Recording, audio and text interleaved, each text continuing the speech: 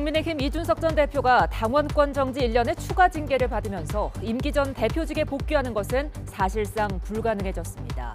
이준석 리스크를 걷어낸 국민의힘은 안정을 되찾는 모습인데 차기 당권 경쟁에도 속도가 붙을 전망입니다. 북한의 7차 핵실험이 임박했다는 전망이 나오는 가운데 북한이 실제 도발에 나설 경우 정부가 9.19 남북 군사 합의를 파기하는 방안까지 검토하고 있는 것으로 알려졌습니다. 윤석열 대통령은 미리 말하기 어렵다면서도 대응 방안을 차근차근 준비하고 있다고 언급했습니다. 원자재 가격 급등의 영향으로 지난 8월 경상수지가 넉 달 만에 적자로 돌아섰습니다. 이런 가운데 이창용 한국은행 총재는 내년 초까지 5%대의 고물가가 이어지고 이후에도 빠르게 내려가지 않을 가능성이 크다고 내다봤습니다. 연휴 첫날인 내일 내륙 지방은 대체로 맑겠습니다. 한글날인 일요일과 대체 공휴일인 월요일에는 전국 대부분 지역에 비가 내리겠습니다. 시청자 여러분 안녕하십니까? 10월 7일 금요일 뉴스가 있는 저녁 시작하겠습니다. 3개월 가까이 이어져온 집권 여당의 내홍이 수습 국면으로 들어갔습니다. 큰 고비를 넘게 된 국민의힘 지도부는 정기국회 이후면 전당대회 준비에 들어갈 것으로 예상되지만 벼랑 끝에 몰린 이준석 전 대표의 향후 정치 행보를 놓고는 엇갈린 관측이 나오고 있습니다. 그런가 하면 야당 쪽에서는 대감 개입, 권권 유착이라는 말까지 나오면서 감사원 사무총장과 국정기획수석 사이에 문자 논란이 계속되고 있는데요. 잠시 뒤에 여야 의원과 함께 얘기 나눠보겠습니다. 국민의힘 이준석 전 대표가 당 윤리위원회로부터 추가 징계를 받으면서 일단 내후년 총선 도전 여부가 불투명해졌다는 평가가 나옵니다. 법원 판단으로 지도체제 불확실성을 덜어낸 국민의힘에선 차기 당권 경쟁에 속도가 붙을 것으로 보입니다. 김경수 기자가 보도합니다. 이준석 전 대표에 대한 추가 징계를 두고 당내 반응은 엇갈렸습니다. 당 지도부는 이 전 대표가 이번 기회에 자신을 돌아봤으면 좋겠다고 밝혔습니다. 이준석 대표도 우리 당의 자산이라고 생각하고 어쨌든 이런 일을 계기로 한번 이준석 전 대표도 한번 좀 되돌아보는 성찰의 계기로 한번 삼았으면 좋겠어요. 반면 친 이준석계 의원들은 일제히 반발했습니다. 옹졸한 보복이다. 추미애 전 장관도 못했던 일이라면서 일제히 이양희 윤리위원장을 비판했습니다. 차기 당권 도전 가능성이 거론되는 유승민 전 의원도 비속어 논란에 휩싸인 윤 대통령은 왜 징계하지 않느냐고 날을 세웠습니다. 이 전 대표 측은 아직 별다른 입장을 내지 않고 있는 가운데 이번 추가 징계로 내후년 총선 도전에도 빨간불이 켜졌다는 평가가 나옵니다. 2024년 1월 초에 당원권 정지 징계가 끝나지만 3개월 이상 당비 납부라는 공천 신청 자격 요건을 충족하지 못하기 때문입니다. 전략 공천이란 방법이 있긴 하지만 이건 차기 당대표의 의중이 절대적입니다. 그래서 다음 당대표가 누가 되느냐에 더욱 관심이 쏠리고 있는데 당권 주자들의 움직임도 빨라지고 있습니다. 김기현 의원은 물리적으로 올해 안에도 전당대회가 가능하다며 벌써 전당대회 규칙까지 언급하고 나섰습니다.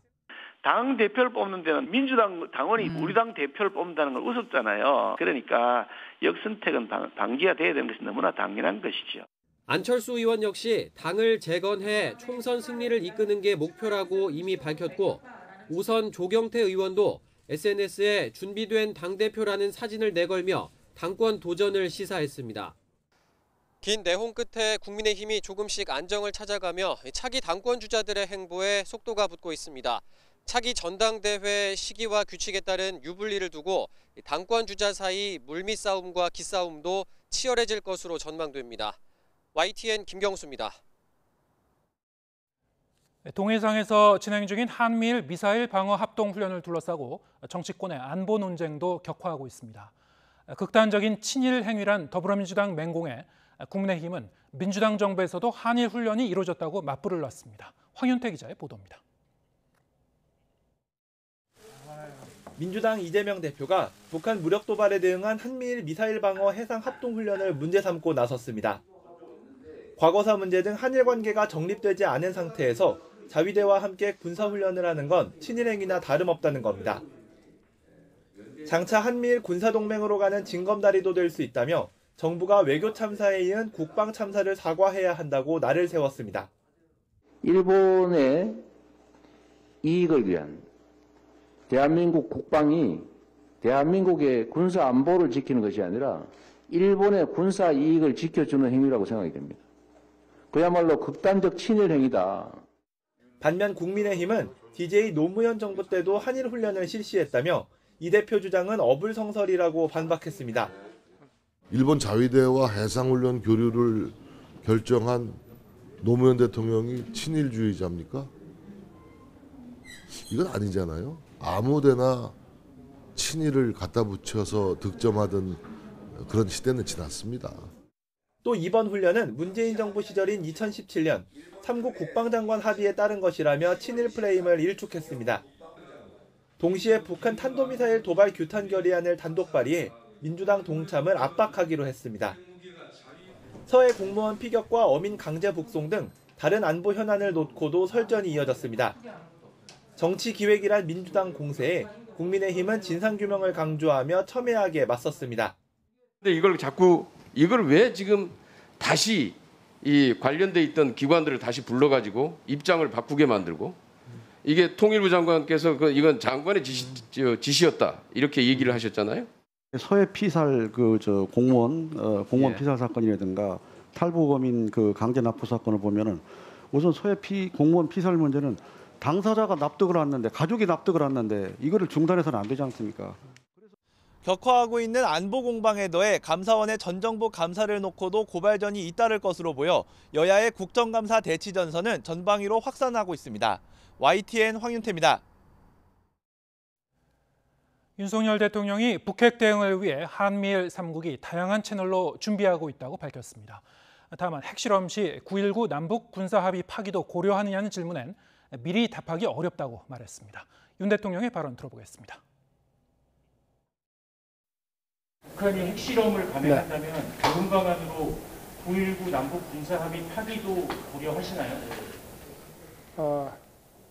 하여튼 이 안보 북핵 대응을 해나가는 그 안보 협력 3개국이 외교부 또 안보실 이런 다양한 채널들을 가동을 해서 거기에 대한 대응 방안을 아주 차근차근 준비를 해나가고 있습니다.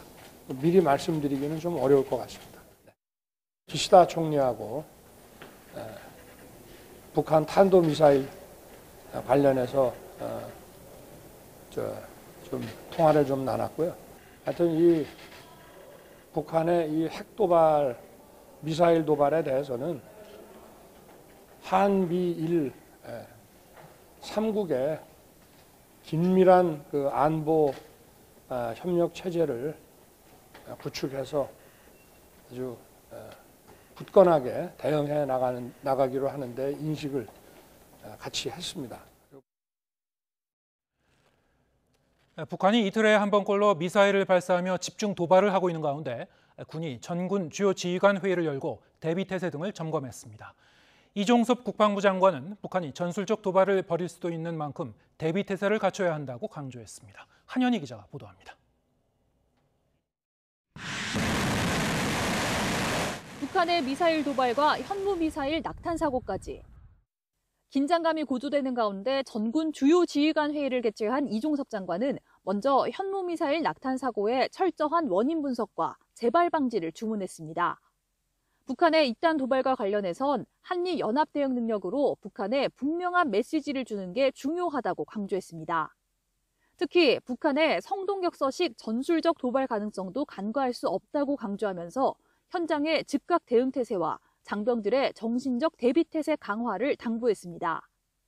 북한이 미사일 도발에 더해 군용기를 동원한 시위성 비행 등 새로운 도발도 감행한 만큼 다양한 형태로 추가 도발을 할 수 있다는 겁니다.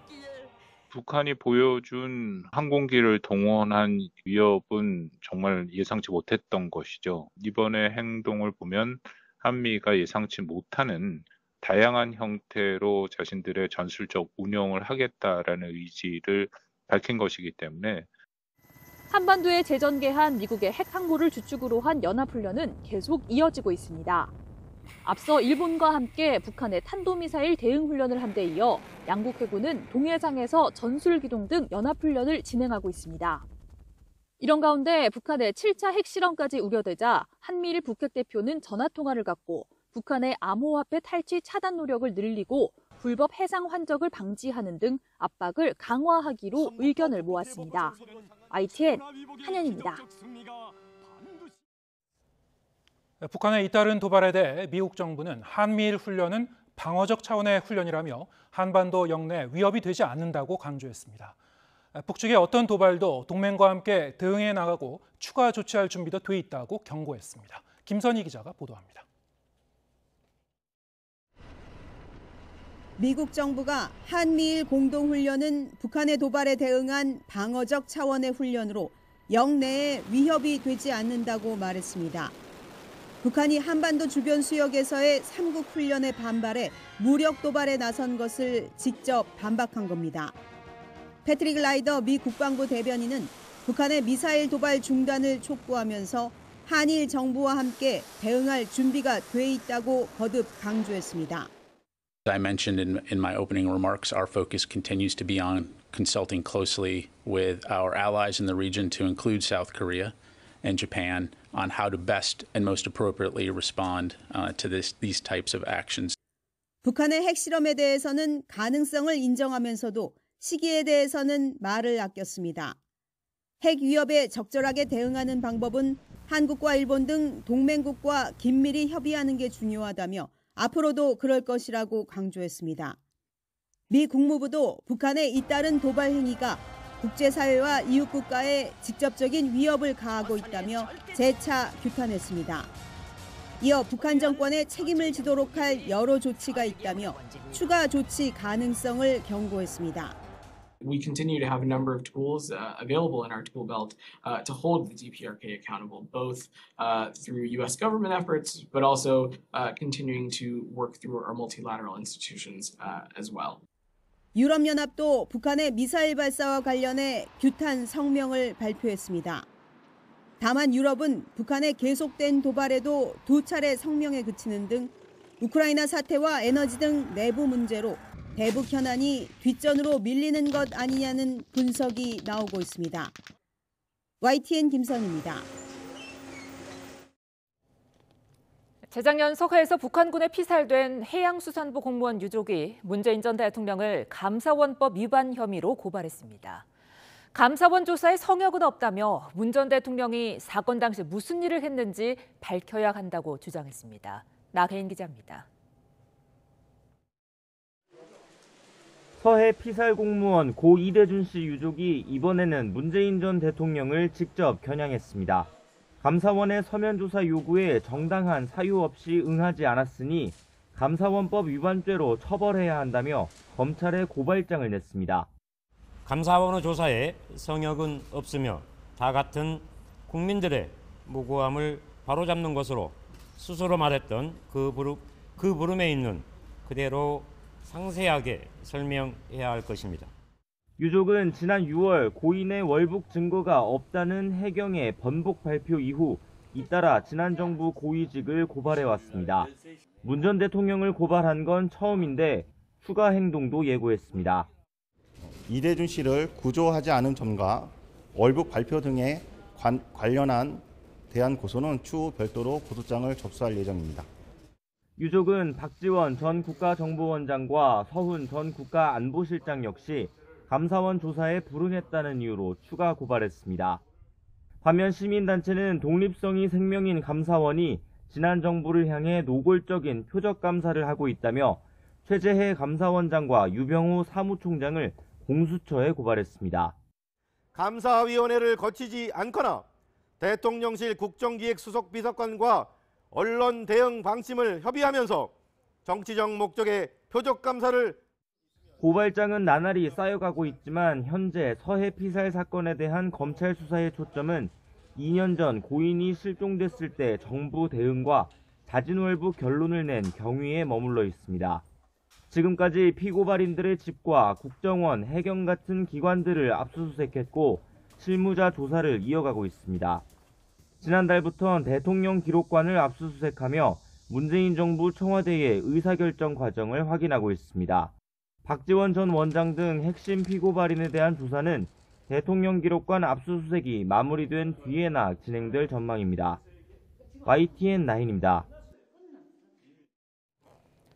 정부의 여성가족부 폐지 추진을 둘러싼 후폭풍이 계속되고 있습니다. 여권은 오히려 거대 정부 조직인 복지부에서 여성보호를 강화할 거라고 밝혔지만 야당과 여성계는 성평등 정책이 후퇴할 거라며 강하게 반발하고 있습니다. 신윤정 기자입니다. 윤석열 대통령은 여성가족부를 폐지하고 주요 기능을 보건복지부로 이관하는 정부 조직 개편안과 관련해 피해 호소인을 다시 언급했습니다. 권력 남용에 의한 이런 성비위 문제에 대해서도 피해 호소인이라고 하는 그런 시각에서 완전히 탈피하자. 그리고 여성에 대한 보호를 더 강화할 것입니다. 안상훈 대통령실 사회수석은 기존 여가부의 성별 갈등을 부추기는 잘못된 행태들을 앞으로 하지 않겠다는 선언이라고 강조했습니다. 마지막 여가부 장관이 될 김현숙 장관도 설명회를 열고 정부 조직 개편 이유를 조목조목 설명했습니다. 현재 여성 중심에서 남녀 모두에게 맞는 실효적인 정책을 추진하기 위해서라며 예산 1조 5천억 원의 미니 부처인 여가부보다 100조 원의 예산을 가진 복지부가 맡으면 성평등 기능이 더 강화될 거란 겁니다. 여성만이 아닌 남녀 모두, 세대 모두를 위한 양성평등 정책으로 패러다임을 전환하여 성별 갈등, 세대 갈등 해소 등이 중점 추진될 것입니다. 여당이 정부 조직 개편안을 당론으로 발의하며 힘을 보탰지만 야당의 반발은 이어지고 있습니다. 더불어민주당은 여성 정책 컨트롤 타워가 사라지면 성평등 정책은 후퇴할 수밖에 없다며 정부 조직 개편안을 반대하고 나섰습니다. 여성가족부 폐지 추진을 당장 중단하고 실질적인 성평등 구현을 위해 여가부의 권한과 기능 강화 방안을 마련하라. 또 전국 115개 진보 여성단체는 공동 성명을 내고 여가부 폐지 공약 철회를 위해 집회 등을 통한 행동에도 나서겠다고 예고했습니다. 지난 2001년 김대중 정부 시절 여성부라는 이름의 독립부처로 신설된 뒤 조직 확대와 축소를 반복해오다 21년 만에 간판을 내리게 된 여가부. 야당의 반발로 개편안의 국회 통과가 불투명한 상황에서 여성계의 반발까지 이어지며 진통은 당분간 계속될 전망입니다. YTN 신윤정입니다.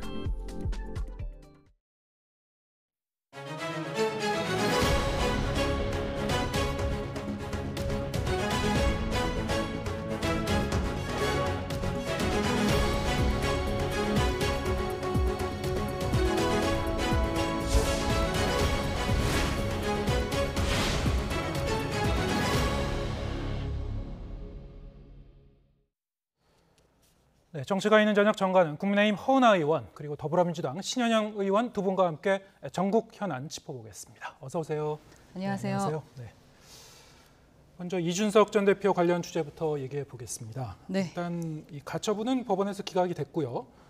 윤리위원회가 이 전 대표에게 추가 징계를 내렸죠. 당원권 정지 1년.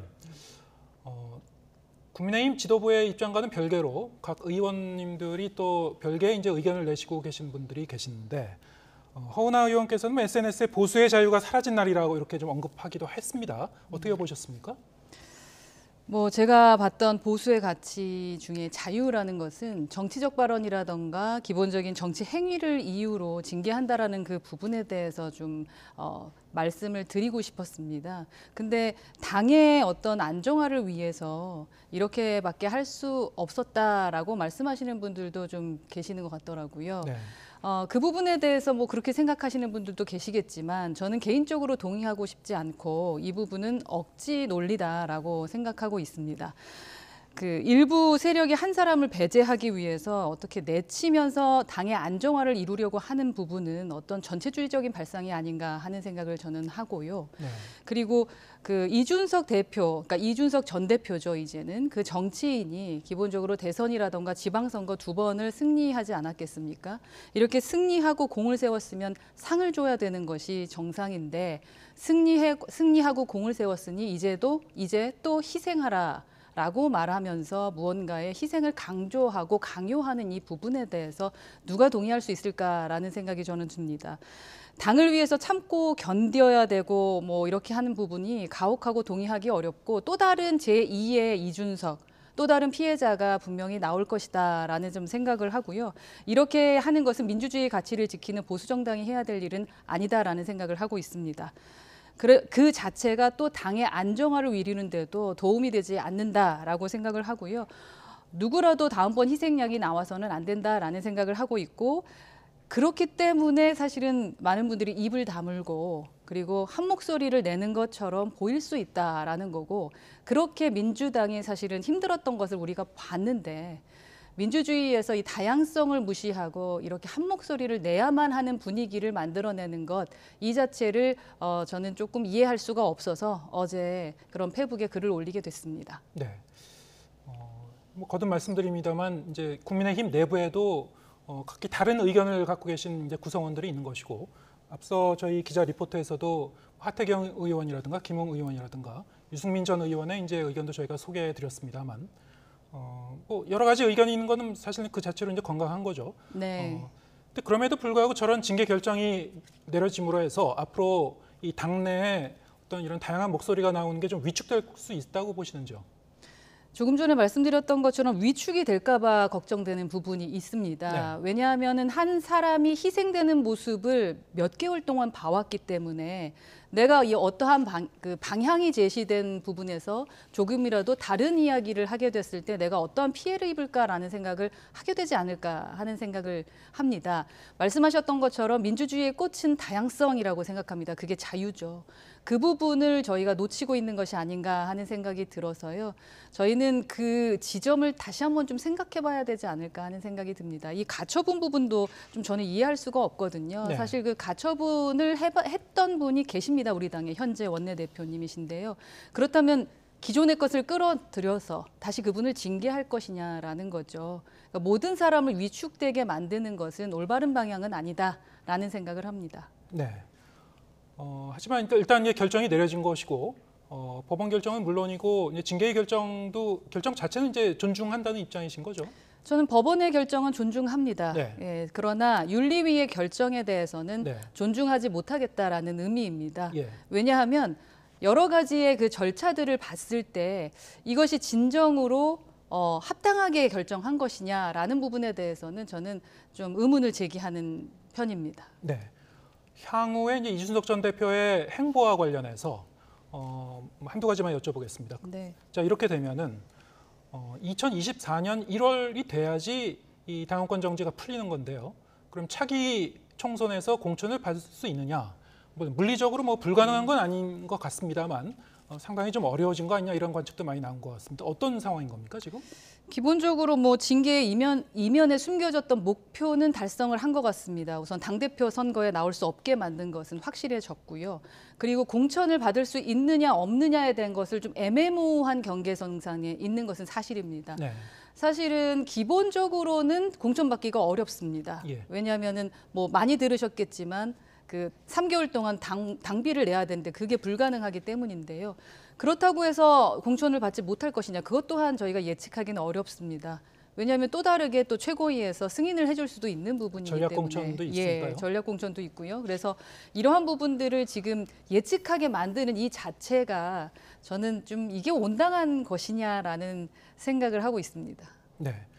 국민의힘 그 지도부 입장에서는 이제 안도의 한숨을 쉴 수밖에 없는 그런 상황이고 앞으로 이제 전당대회 착착 준비가 될 텐데 이와 별도로 이제 이준석 전 대표와는 뭐 징계위가 열린 이후에 뭐 따로 이제 연락을 해보거나 아니면 간접적으로라도 그 입장을 들으신 건 없으셨나요? 앞으로 네, 직접적인 뭐 어떤 연락은 행보를 보인다든가. 네, 직접적인 연락은 하지 않았고요. 네. 그 주변에 있는 뭐 분과 이야기를 나눠보기는 했습니다. 본안 소송은 지금 어떻게 될 것 같습니까? 그러면? 글쎄요, 그런 부분까지는 물어보진 않았고요. 예. 기본적인 행보들은 뭐 출판 준비했던 출판 부분에 대한 것, 그리고 보수 세력을 좀 모을 수 있는 부분, 뭐 그런 부분에 좀 집중하려고 하는 것이 아닌가. 그리고 방송 출연을 많이 하시지 않을까 하는 생각은 하고 있습니다. 예, 알겠습니다. 국민의힘 내용은 일단 어떤 수습 국면에 들어간 거니까요. 앞으로 이제 어떻게 전개되는지 좀 지켜봐야 될 것 같고 사실 이제 이 집권 여당의 내홍 문제도 이 국민의힘 자체와 또 윤석열 대통령의 지지율에도 어느 정도 영향을 미치는 요인이 됐던 것도 사실입니다. 지금 이제 새로 나온 윤석열 대통령의 지지율을 좀 살펴보죠. 이번 주에 좀 올라간 걸로 좀 나왔어요. 어떻게 보셨습니까? 이 부분은 이제 신혜영 의원님께 어떻게 좀 해석을 하셨는지 좀 여쭤보겠습니다. 예, 뭐 지난주, 지지난주 외교 이후에 오히려 지지율이 떨어지는 그런 외교 참사 이후에 효과가 있었는데요. 인간은 망각의 동물이기 때문에 또 시간이 지나면 잊어버리기도 하고 또 아무것도 안 하면 오히려 지지율이 오르는 현상이라고 봅니다. 그나마 더 떨어지지 않은 대통령의 지지율에 저희는 안도의 한숨을 내셔야 된다고 생각합니다. 왜냐하면 국민의힘에서도 계속해서 외교 순방의 결과를 마치 MBC 언론의 문제로 우기면서 주장을 했다면 더 떨어질 뻔했었습니다. 근데 그렇지 않았다라는 거에 다행이라는 생각이 들고요. 지금 지지율 반등의 핵심 보면은 국민의힘의 지지층에서 조금 더 올라간 것 같습니다. 그래서 70대 이상 그리고 대우 경부 이런 부분에서의 더 지지율 반등이 있었기 때문에 국민의힘에 지지하던 보수층에서 조금 더 지지를 해줬다라는 생각이 드는 만큼 이 윤석열 대통령 앞으로 더 올리기 위해서 다양한 노력을 해야 될 거라고 생각이 들고요. 특히 이런 여론조사 할 때마다 왜 윤석열 대통령이 부정평가가 있는지 원인들을 개선하시고 극복하시면 됩니다. 그래서 외교나 경험 자질 부족, 무능함, 그리고 발언 부주의, 소통 미흡, 그리고 경제, 민생 살피지 않음, 진실하지 않음, 신뢰 부족 이런 것들이 부정의 이유인데요. 이런 것들을 극복하기 위해서 대통령께서 노력하신다면 더 올라갈 수도 있겠다라는 생각이 듭니다. 그런 면에선 지금부터가 더 중요하다라는 생각이 듭니다. 지금부터가 더 중요하다. 좀 반등하긴 했습니다만 여전히 이제 20%대에 머물고 있고요. 한국갤럽 조사에서는 사실 지난주와 이번 주 가장 기억나는 거는 이 감사원 사무총장의 이제 문자 파동을 비롯한 관련 사안이었는데 오히려 이제 대통령의 지지율은 좀 올라가긴 했습니다. 어떻게 좀 해석하고 계신지요? 우선 최근 탄도미사일 발사했던 네. 북한의 연이은 도발이 이유가 좀 될 수 있을 것 같고 그러다 네. 보니까 좀 결집했었던 부분이 있는 것 같고요. 그리고 지금 기간을 봤을 때 또 국감을 하고 있는 중이기 때문에 국감에서 정책들이 아무래도 덜 나오더라도 좀 이렇게 노출이 좀 되지 않겠습니까? 예. 그러한 부분들도 영향을 좀 미쳤을 것 같다라고 생각을 합니다. 다만 이제 말씀하셨던 것처럼 5포인트 상승했다고 좋아할 일은 아니죠. 아직 이제 이게 20-30% 안에 지금 박스권에 갇혀 있기 때문에 이 부분을 어떻게 돌파해야 될지에 대해서 이번 이제 한 달 동안의 국감 이제 또 벌써 일주일이 지났는데요. 2주 남은 국감에서도 또 다른 어떠한 정책을 가지고 얘기할 수 있을까가 중요하지 않을까 하는 생각을 합니다. 네. 지금 국감이 계속 좀 나흘째 진행이 되고 있습니다만 상임위원회마다 계속 좀 여야가 아주 치열하게 좀 대립하고 있는 그런 모습을 볼 수 있었습니다. 사실 이제 민생 현안이 진지하게 논의가 돼야 하는데 민생 현안보다는 좀 정쟁에 가까운 소재가 좀 많이 다뤄지는 거 아니냐 이런 시각도 좀 있는 것 같기도 하고요. 두 분은 어떻게 보셨습니까 지금까지?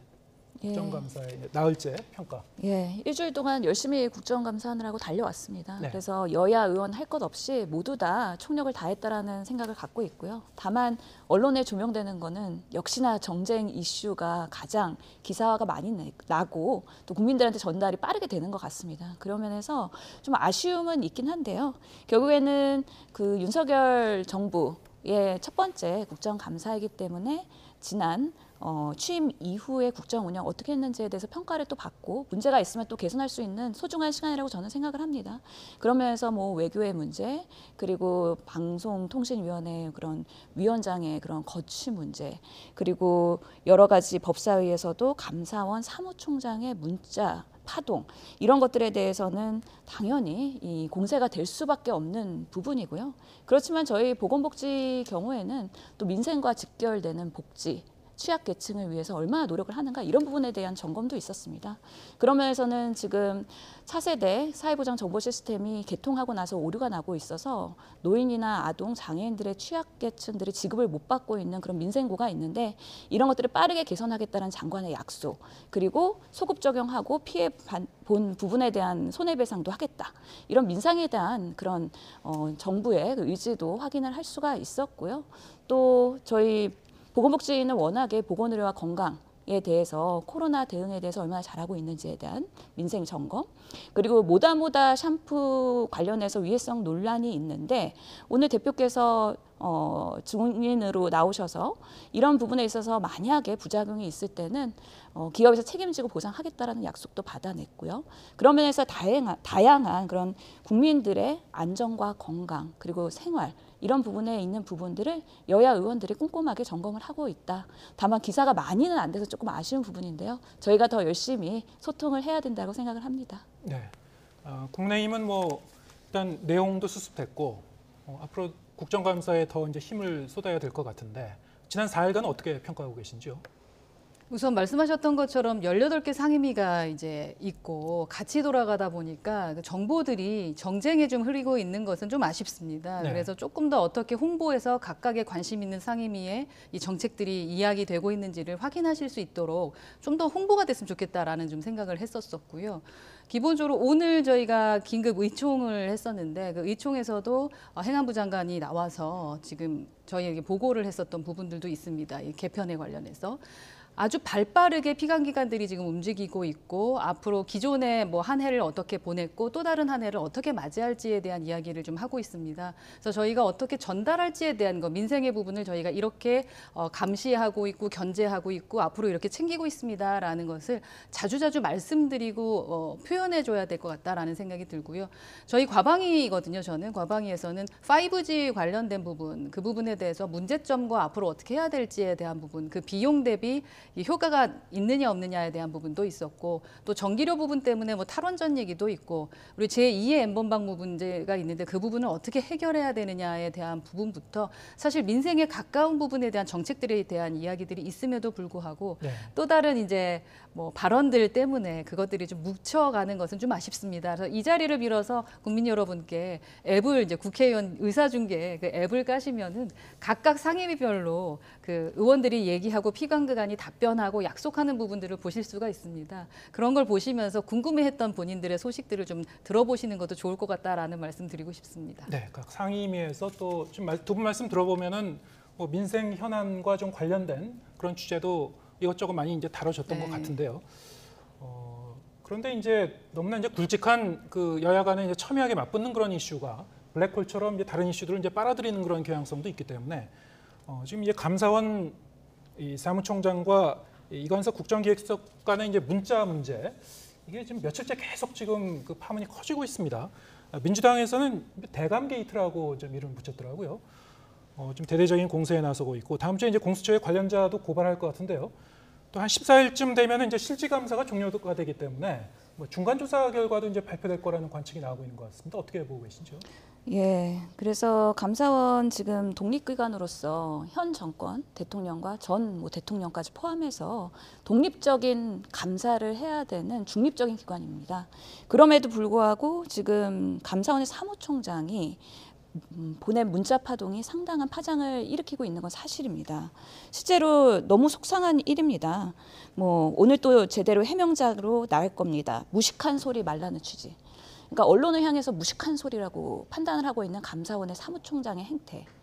그리고 대통령께서도 야당 의원을 대상으로 EXX라고 하는 행태. 이런 것들이 지금 권력기관들이 우리 국민들과 우리 국회를 바라보는 시각이 아닌가에 대한 상당한 우려가 되는 상황이고요. 이런 부분에 있어서는 앞으로 5년 남은 정권이기 때문에 바로 잡아야 된다. 그리고 감사원의 독립과 중립성을 더 충실히 하기 위해서 지금의 문제 있는 부분에 대해서는 공수처에 대한 고발 조치가 필요하다라는 판단을 하고 12일 날 액션이 들어갈 예정입니다. 그래서 감사원에서 지금 결국에는 대통령의 국정 운영을 지원하는 기관으로서의 그런 하수인 역할을 계속 할 것인지 이런 부분에 대해서는 우리 국민들을 위해서라도 철저하게 검증하고 따져보고 필요하다면 해임하고 새로운 인적 쇄신이 필요한 부분도 우리가 고려해야 되지 않을까라는 강력한 대응을 검토하고 있다는 말씀드립니다. 네, 민주당 쪽에서 이제 감사원의 중립성, 독립성 문제를 이제 거듭 제기하고 있고 문자 내용을 놓고 과연 국민들이 이 해명 내용을 어느 정도 신뢰할 것인가 이런 것도 이제 별개의 문제인 것 같은데 어떻게 보고 계신지요? 말씀하셨던 것처럼 그것에 대한 판단은 국민들이 하시는 겁니다. 예. 그런데 이제 문자 하나, 발언 하나하나에 모든 당력을 쓰고 있는 것은 좀 아쉽다라는 생각이 듭니다.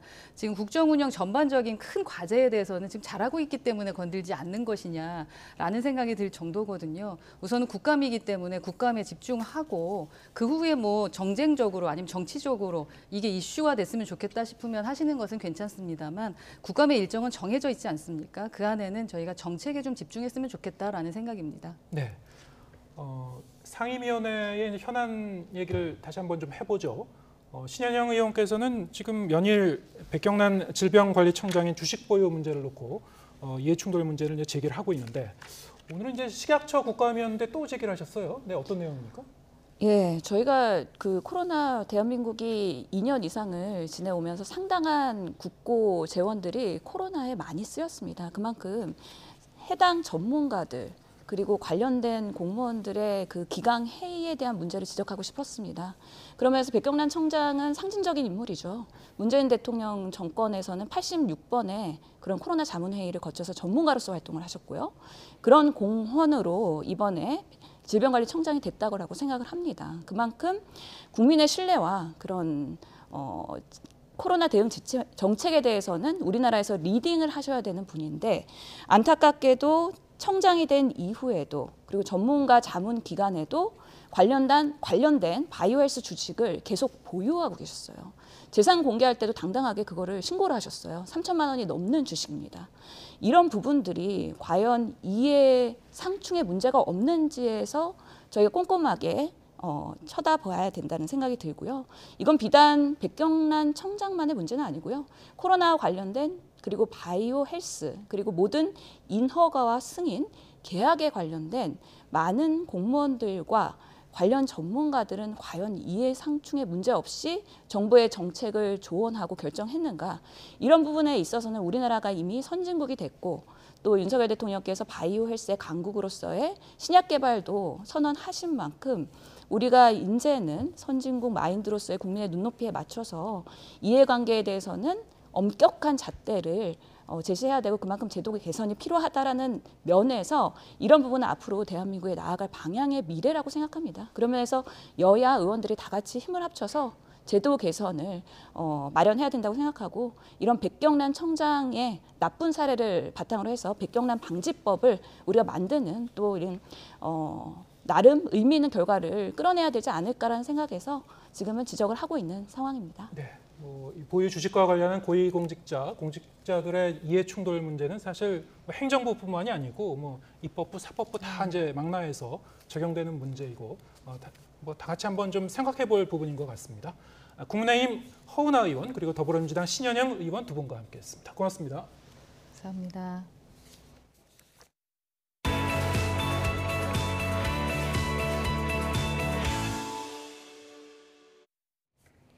지난 8월 경상수지가 넉 달 만에 적자로 돌아섰습니다. 원자재 가격 급등에 직격탄을 맞은 건데요. 한국은행은 9월 경상수지는 다시 흑자를 기록하겠지만 에너지 수급에 대한 근본 대책은 필요하다고 강조했습니다. 박병환 기자입니다. 누적된 무역수지 적자가 결국 경상수지 적자로 이어졌습니다.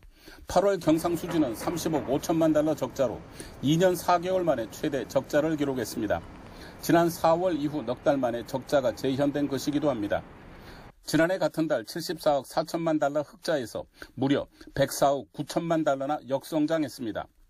교육의 최종 성적표인 경상수지는 외국인 투자자에 대한 배당이 몰리는 시기인 4월을 제외하고는 꾸준히 흑자를 기록해왔습니다.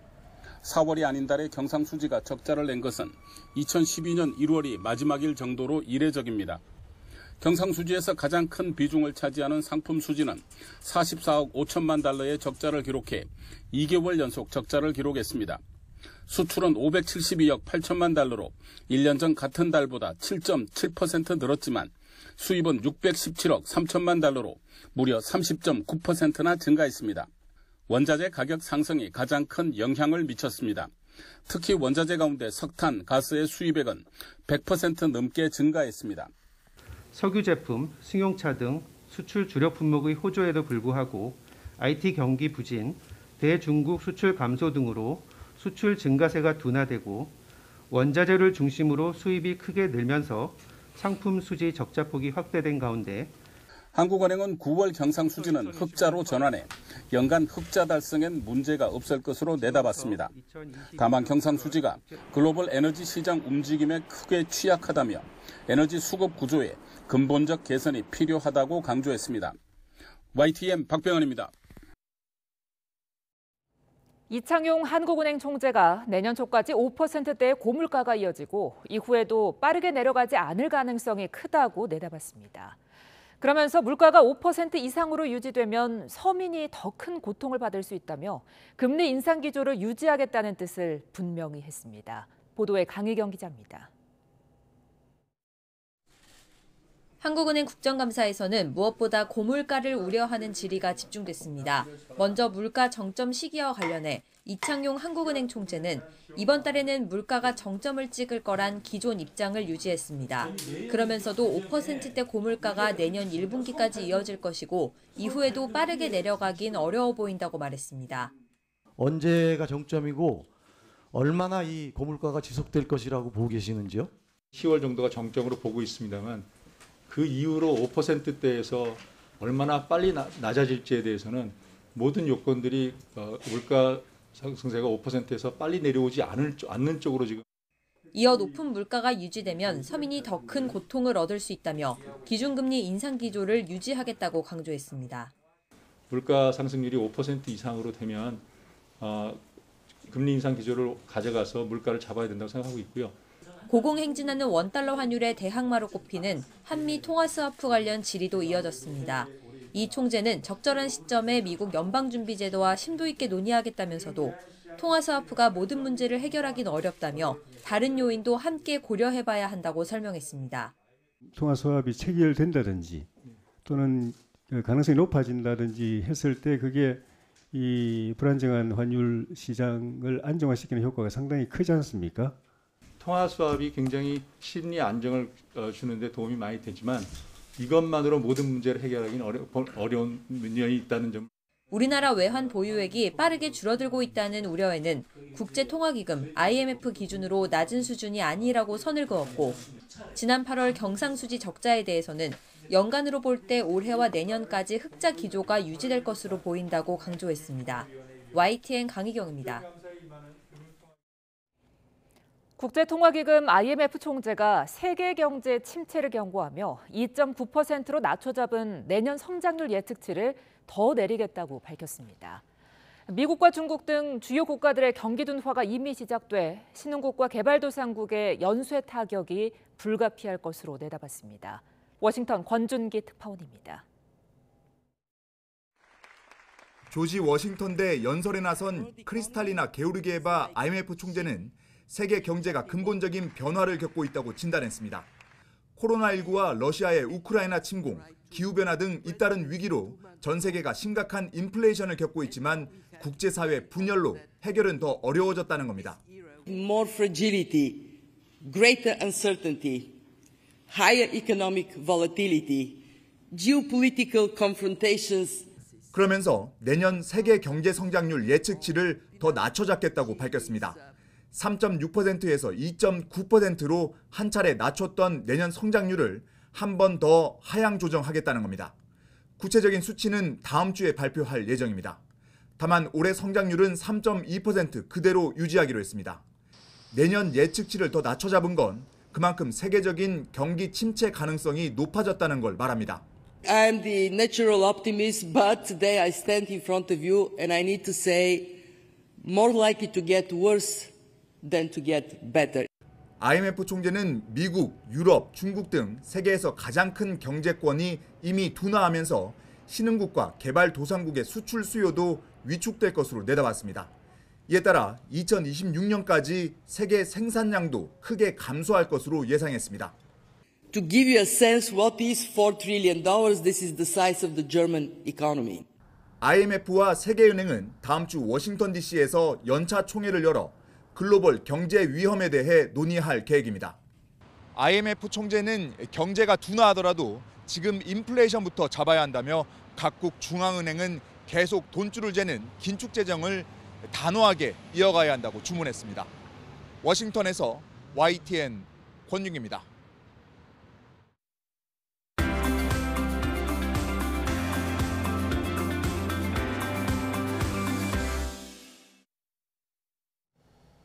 월간 유의조 시간, 이번 달은 결혼과 관련한 다양한 시각과 사회 문제를 다루고 있습니다.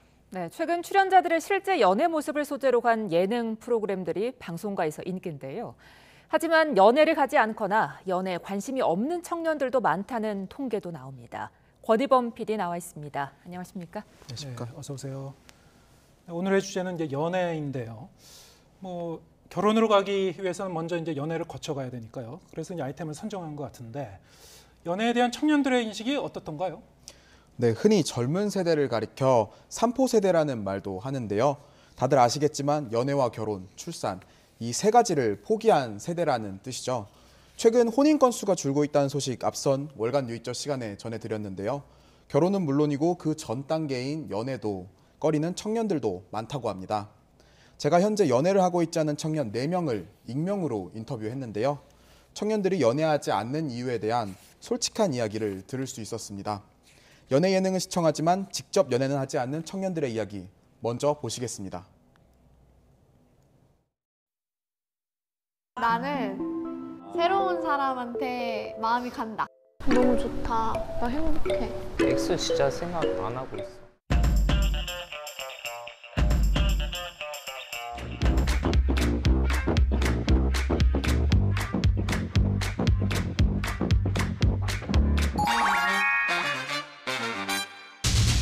아니요.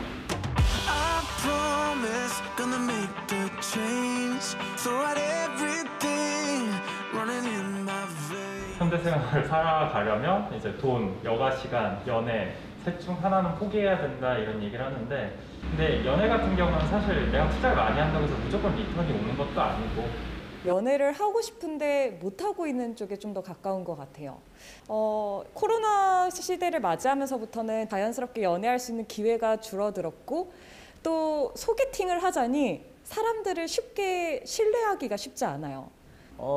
저도 일단은 못에 가까운데 하려고 노력은 하고 있어요. 근데 우선순위에서 좀 많이 밀려있다 할까? 사실 평일에 직장인이면은 퇴근하고 운동하고 집에 와서 잠깐 책이나 몇 번 떠들어 볼까, 게임이나 한두 판 해볼까 하면은 사실 하루가 지나가잖아요. 사실 사회에서 청년들이라고 하면은 요구받는 역할들도 굉장히 많거든요. 당장 취업을 해야 되고요. 취업을 하고 나면 또 무언가 더 만족시키기 위해서 이직을 준비해야 되고요. 항상 무언가 해야 할 것들이 있고 부담이 굉장히 많거든요. 부담스럽고 여유가 없다라고 느끼는 친구들이 많을 것 같아요. 데이트 폭력이라든가 스토킹 같은 것에 시달리는 주변 지인분들을 조금 봤어요. 이 신당역 영무원을 스토킹한 끝에 흉기로 찔러 숨지게 한 31살 전모 씨가 구속됐습니다.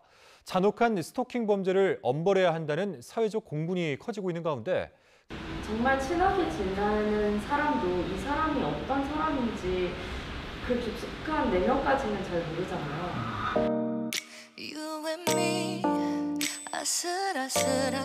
내가 직접 연애하기엔 너무 힘든 거죠. 내가 연애하기에는 이제 피곤한데 앞에서 이제 해주는 사람들은 그 감정은 전부 다 보여주고 나는 거기에 좀 충분히 이입을 좀 해줄 수도 있고 어떤 그런 그 감정은 느끼고 싶대 그 책임에 대한 거는 좀 이룰 수 있는 약간 그런 편리함도 좀 있어서 저는 제가 찾아보진 않는데 인스타그램이나 페이스북에 계속 떠요. 네. 그 콘텐츠를 안 보면 넘어갈 수가 없더라고요. 그래서 저도 이런 거를 아주 스낵컬처로 짧게 볼 때는 그냥 재밌게 보거든요. 때로는 너무 깊게 그 사람의 감정을 콘텐츠화하는 게 전 조금 부담스러울 때가 있고 사실 굉장히 연애 공화국이라고 생각을 하거든요. 온갖 미디어에 나오는 연애 리얼리티 프로그램들, 로맨스, 웹소설들, 웹툰들 굉장히 사랑을 하게끔 부추기고 조장을 한다 싶을 정도로 과열되어 있다고 생각을 해요. 이걸 보고 계신 어떤 방송국 관계자분들 이제 더 이상의 어떤 연애 프로그램 기획을 조금 멈춰주십시오. 저는 약간 저런 감정에 휩쓸리기 싫어서 약간 이악 물고 안 보거든요. 저한테 그런 식으로 자극적인 거를 주입하려고 하면은 좀 많이 싫어해서 이 악물고 다 알고리즘에서 제외시키고.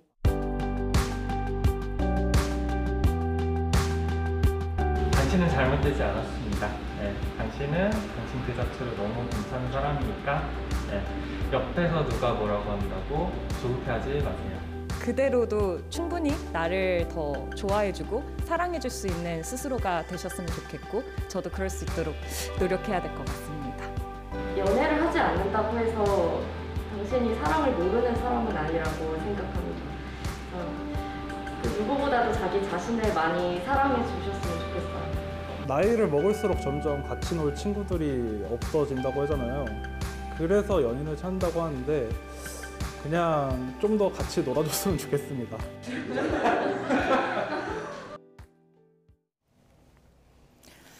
왜 대부분이 아직 연애를 하고 있지 않다고 하면은 연애를 하고 싶기는 하지만 뭐 바라는 상대를 아직 못 만나서 아직 못 하고 있다 이렇게 생각하기가 쉬운데 생각보다 청년들이 아직 연애를 하지 않는 이유가 다양한 것 같습니다. 혹시 관련 통계도 있습니까? 네, 지난달 27일 인구보건복지협회에서 발표한 자료가 있는데요. 현재 연애 중인 청년은 전체의 34.5%로 나타났습니다. 미혼 청년 3명 중 1명만 연애하고 있다는 뜻이죠. 더 주목할 부분은 연애하지 않는다고 답한 청년 중 70% 이상이 자유의지로 연애하지 않는다고 밝힌 부분입니다. 연애를 일부러 하지 않는 청년들도 꽤 많다고 해석할 수 있는 대목이죠. 또 앞으로는 연애 의향이 없다는 응답도 절반을 넘었습니다. 앞서 영상에서 보신 것처럼 청년들이 연애하지 않는 이유는 연애할 여유가 없어서 또 연애 자체에 관심이 생기지 않아서 등인데요. 전문가들의 분석 차례로 들어보시겠습니다. 사람을 사귀는 것도 경제적이나 심리적 여유가 있어야 가능한데 요즘 청년들은 학업과 취업 등 여러 가지 경쟁과 압박감으로 연애 자체를 기피하는 것 같습니다. 연애에 대한 부정적인 생각과 일맥상통하는데요. 결국 그 경제적 부담감이나 또는 특히 여성에게 가중되는 육아와 돌봄 부담 그리고 그로 인한 경력 단절 등의 문제가 함께 해결되지 않는다면 청년 세대가 결혼을 선택할 확률은 점점 더 낮아질 것이라 예상됩니다. 청년들의 이성교제에 영향을 미치는 중요한 영향이라고 할 수 있는 것은 무엇보다도 청년들의 경제적 상황이라는 생각이 듭니다. 저희 연구 결과에서도 소득이나 공무원 및 공공기관에 다니는 경우 그리고 뭐 정규직 여부 이 등의 안정적인 경제적 기반이 잘 되어 있을수록 이성교제를 더 활발히 하는 경향이 발견되었습니다. 네, 청년들이 이렇게 연애를 꺼리는 데는 현실적인 이유가 있다는 그런 얘기군요. 그런데 아까 인터뷰에도 뭐 잠깐 언급이 됐습니다만 최근 들어서 연애 리얼리티 프로그램이 참 많아지고 있는 것 같아요. 이렇게 많다는 이유는 결국 어느 정도면 시청률도 나오고 수요가 있다는 얘기인데 그 이유가 어떻게 분석되고 있는 겁니까? 네, 앞선 영상에서 한 청년은 연애 프로그램을 통해 대리만족을 한다고 대답했는데요. 네. 현실 세계의 연애는 어렵지만 미디어를 통해 대리만족하는 연애는 비교적 책임이 덜 따르기 때문이란 이유였습니다. 전문가 분석도 비슷한데요. 점점 자극적인 연애 콘텐츠들이 등장하면서 연애와 결혼에 대한 부정적인 인식을 키울 수 있다는 우려도 나옵니다. 직접 들어보시겠습니다. 그걸 통해서 어떤 뭐 대리만족을 느낄 수도 있고 아니면 그걸 보면서 아, 나는 계속 연애를 하면 안 되겠다. 내가 연애를 안 하고 결혼 안 하는 것은 참 잘한 선택이야. 뭐 이런 식으로 볼 수도 있겠죠. 이런 콘텐츠들이 오히려 연애랑 결혼에 대한 어떤 부정적인 감정을 키울 수도 있고. 네, 연애 리얼리티 프로그램들이 가진 순기능과 역기능들을 좀 더 생각해 볼 지점이 아닌가 싶습니다. 월간 유이죠. 다음 시간은 어떤 주제 준비했습니까? 다음 주는 우리나라의 결혼 문화를 조명해 보려고 하는데요. 먼저 결혼식 문제를 짚어보려고 합니다. 결혼이 경제적으로 부담되는 이유 중에 하나로 과도한 결혼식 비용도 있는데요. 그래서 최근에는 실용적으로 결혼 비용을 줄이는 작은 결혼, 이른바 스몰 웨딩도 관심이 높습니다. 저희 제작진이 직접 시민들과 당사자의 이야기를 들어봤습니다. 네, 지금까지 권희범 PD였습니다. 수고했습니다.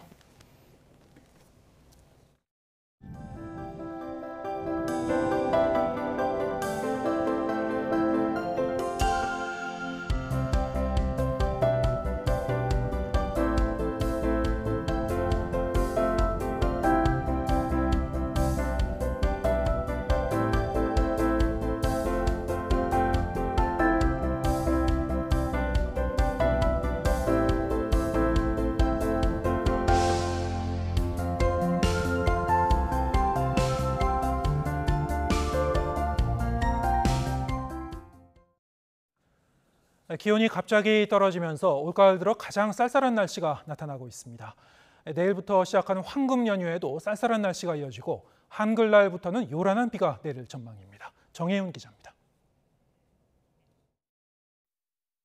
안개와 구름이 뒤엉킨 설악산 정상. 마치 동화 속 한 장면 같습니다. 밤사이 기온이 2.5도까지 떨어지며 나타난 모습입니다. 내륙도 올가을 들어 가장 쌀쌀한 날씨를 보였습니다. 서울 아침 기온이 11도, 파주 7.9도 등으로 올가을 들어 가장 낮았습니다. 한글날 연휴가 시작하는 주말에도 쌀쌀한 날씨는 계속되겠습니다. 날씨는 주말만 맑을 뿐 한글날부터는 비가 내리는 궂은 하늘이 계속되겠습니다. 특히 북서쪽에서 한기를 동반한 저기압이 남하하면서 돌풍과 벼락, 우박을 동반한 요란한 비가 내릴 전망입니다. 북쪽에서부터 내려오는 전리저기압의 영향으로 9일부터 10일까지 전국적으로 천둥, 번개와 강풍을 동반한 요란한 비가 내리겠습니다. 연휴 동안 내리는 비는 기온을 더 끌어내릴 전망입니다. 서울 기온이 한 자리까지 내려가고 산강 고지대는 영하권으로 곤두박질하는 등 기온 변화가 무척 심해질 것으로 보입니다. YTN 정혜윤입니다. 코로나19 감소세가 이어지면서 2주 뒤면 하루 신규 환자가 10,000명대 초반으로 떨어질 거란 전망이 나왔습니다. 정부는 다음 달 대학 수학 능력 시험을 앞두고 학교 방역을 더욱 강화하기로 했습니다. 기정훈 기자가 보도합니다. 영시 기준 코로나19 신규 환자는 22,000여 명, 금요일 기준으로 13주 만에 가장 적었습니다. 감소세는 이어갔지만 주는 속도는 더뎌졌습니다. 위중증 환자는 열흘째 300명대를 유지했고 하루 새 숨진 사람도 41명으로 적지 않습니다. 그래도 전망은 밝습니다. 코로나19 수리 모델링 태스크포스의 유니스트 이창형 교수팀은 2주 뒤 하루 확진자가 10,000명대 초반으로 떨어질 것으로 예측했고 위중증 환자도 지금의 절반 이하가 될 것으로 봤습니다. 숭실대와 부산대 팀도 비슷하게 2주 후 하루 신규 환자를 13,400명으로 봤고 국가수리과학연구소는 4,000명 이하로 예측하기도 했습니다. 정부는 소아 청소년의 발생률이 높은 점에 주목하고 있습니다. 7일 기준 10만 명당 발생률은 9살 미만이 7만 명대, 10살에서 19살이 6만 명대로 다른 연령대보다 훨씬 높습니다. 20살 아래 인구의 60, 70%는 코로나19에 걸린 적이 있다는 겁니다. 코로나 발병률이 높은 소아 및 10대의 감염 예방을 위해 6만 명의 방역 전담 인력을 배치해 방역 지도를 강화하겠습니다. 소아 청소년은 위중증 악화 가능성은 낮아도 고령자 등 고위험군에 전파할 우려가 있기 때문입니다. 때문에 전반적인 일상 회복 분위기에서도 학교 방역은 현재 체계를 유지한다는 방침입니다. 중간고사와 수능시험도 코로나19 증상이 있는 학생은 별도 고사실에서 치르도록 했습니다. 지필고사와 수능시험 등 그 시험을 대비하기 위해서 방역관리 체계도 철저히 준비하고 안전하게 시험을 치를 수 있도록 노력하겠습니다. 이와 함께 오미크론에 대응하는 개량 백신을 이용한 동절기 추가 접종은 11일부터 시작됩니다. 이번 접종은 60세 이상 고령층과 면역 저하자 등을 대상으로 우선 시행하는데 잔여 백신을 활용한 당일 접종은 60세 미만도 가능합니다. YTN 기정훈입니다. 온라인에서 화제가 된 소식을 전해드리는 오늘 세 컷. 가을밤을 수놓는 불꽃축제가 코로나19로 중단됐다 3년 만에 다시 열립니다. 서울 세계 불꽃축제가 내일 오후 1시부터 여의도 한강공원에서 다시 갖는 희망이란 주제로 열립니다. 코로나19로 지친 일상을 위로하고 다시 꿈과 희망의 불꽃을 쏘아 올린다는 의미인데요. 3년 만에 열리는 만큼 더 깊은 감동과 오랜 기쁨을 위해 지난 축제보다 더 많은 화약을 사용하고 연출 구간도 넓혀 기대를 모으고 있습니다. 큰 기대만큼 서울시가 100만 명이 몰릴 것으로 예상할 정도로 엄청난 인파가 예상되는데요. 축제 현장 근처에는 차량 통제가 이어지니 출발 전 교통편을 꼼꼼히 확인해 보시고 집에서 저희 YTN 생중계로 편안히 즐기시는 것도 좋을 것 같습니다. 이번엔 고등학교 과학실에서 일어난 독성물질 유출 사고 소식입니다. 밀양의 한 고등학교에서 포르말린이 누출돼 학생과 교사 등 17명이 치료를 받고 있습니다.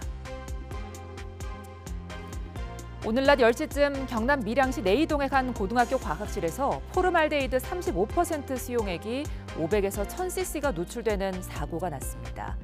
교사가 시약장 문을 열다가 수용액이 든 병이 바닥에 떨어지면서 깨지고 만 건데요. 사고 직후 학생과 직원 등 213명이 학교 밖으로 대피했고 수용액이 직간접으로 노출된 교사와 학생 등 17명은 두통과 어지러움을 호소해 병원으로 옮겨져 치료를 받고 있습니다. 살충제나 방충제, 소독제 등의 원료로 사용되는 포름알리는 인체에 유해한 화학물질인데요. 노출된 용액은 특수구조 단위 중화제를 이용해 제독 작업을 벌였습니다. 멕시코에선 대낮에 시청에서 총기 난사 사고가 일어나 시장을 포함해 최소 20명이 숨졌습니다. 멕시코 게레로주에서 마약 갱단으로 추정되는 괴한이 대낮에 총기를 난사했는데요. 시장을 포함해 전임 시장이자 시장의 아버지, 시청 직원과 경찰관 등 최소 20명이 숨졌습니다.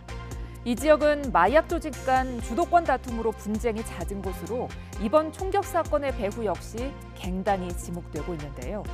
2018년 이후 멕시코에서는 지금까지 시장 18명, 주의원 8명이 숨지는 등 마약 갱단의 결탁을 거부한 시장이나 자치단체 담당자가 피살되는 일이 빈번하다고 합니다. 지금까지 오늘 세 컷이었습니다. 올해 노벨 문학상은 프랑스 여성 작가 아니 에르노에게 주어졌습니다. 프랑스에서는 그동안 16명이나 노벨 문학상을 받았지만 여성 수상자는 이번이 처음입니다. 류재복 기자의 보도입니다.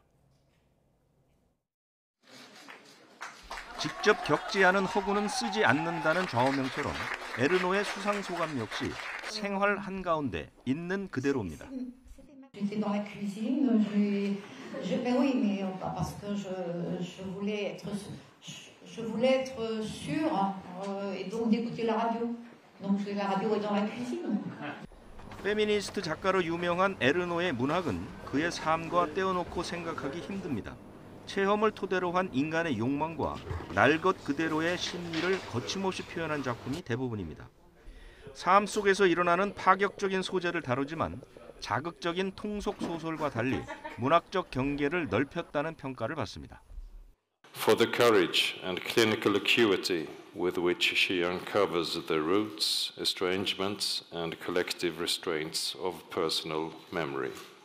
지난 2000년 내놓은 작품 사건은 자신의 낙태 경험을 토대로 했고 소녀의 기억에서는 18살 때 여름 학교에서의 첫 경험을 다루기도 했습니다.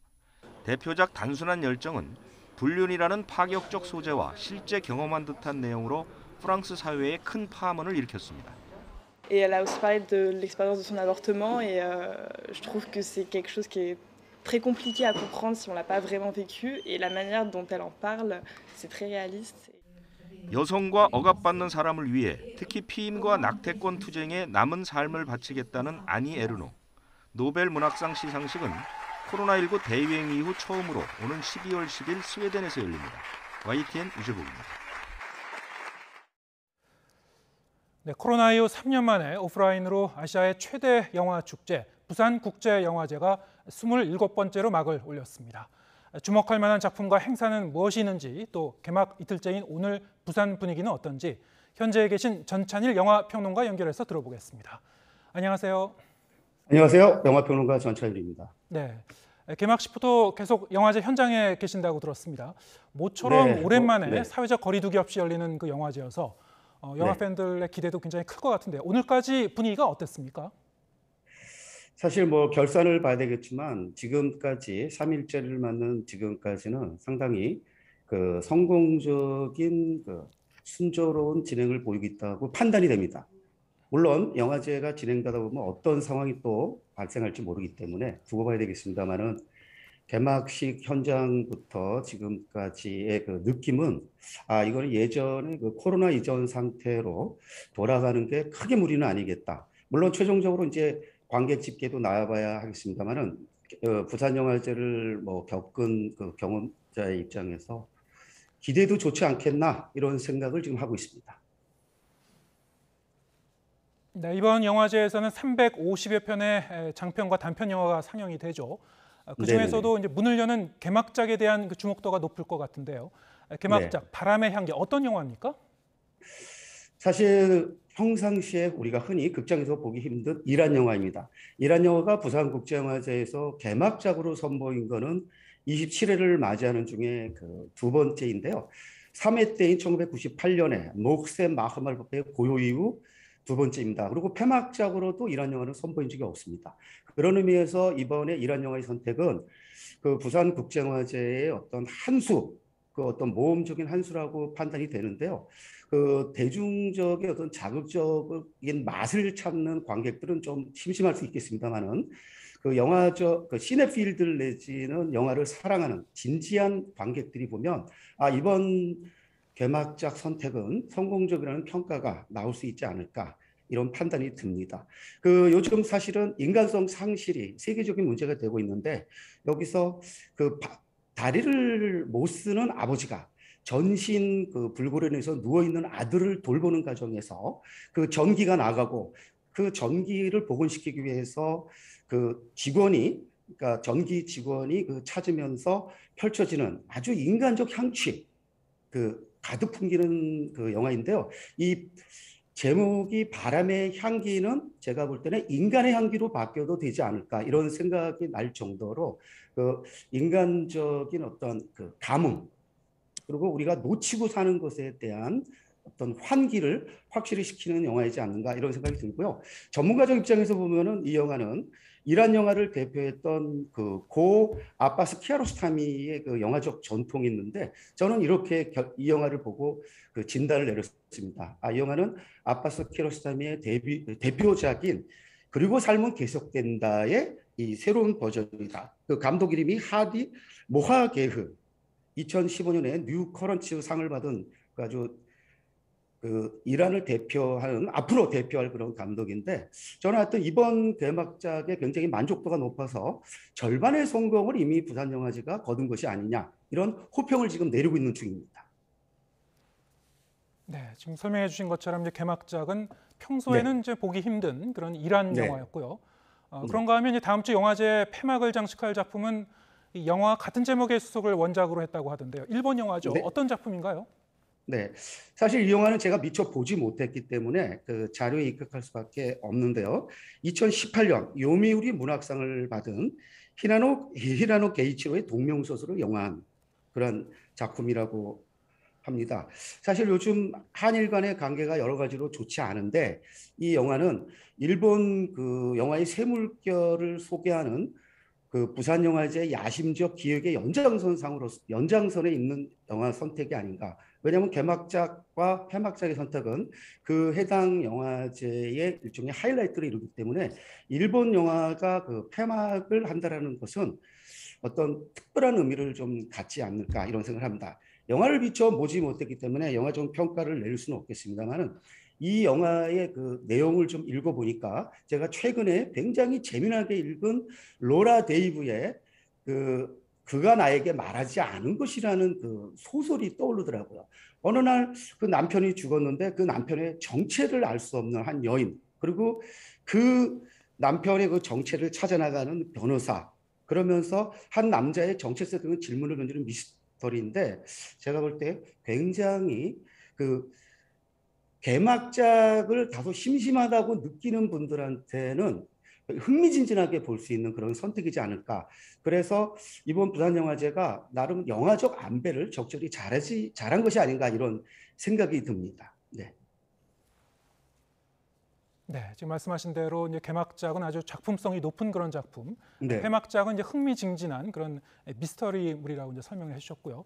특히 네. 이번 영화제는 이제 세계 유수 영화제 수상작부터 해서 OTT 플랫폼 그리고 글로벌 흥행작까지 정말 많은 영화가 상영이 됩니다. 그래서 이제 네네. 부산을 찾는 분들이 어떤 영화를 봐야 될지 이제 고민이 많으실 것 같은데 작품 몇 개를 이제 콕 집어서 권해주신다면 어떤 영화를 추천해 주시겠습니까? 사실 이미 저는 이제 원고에서 한 3편 정도를 추천했는데요. 그 개봉이 된 박찬욱 감독의 헤어질 결심을 미처 보지 못하신 분들은 그 나중에 기다렸다가 뭐 다운로드 받아서 보실 생각하지 마시고 이번 영화제에서 큰 화면에서 한번 보시면서 박찬욱 감독이 칸에서 감독상을 왜 받는가를 한번 확인해 보시면 어떨까 싶고요.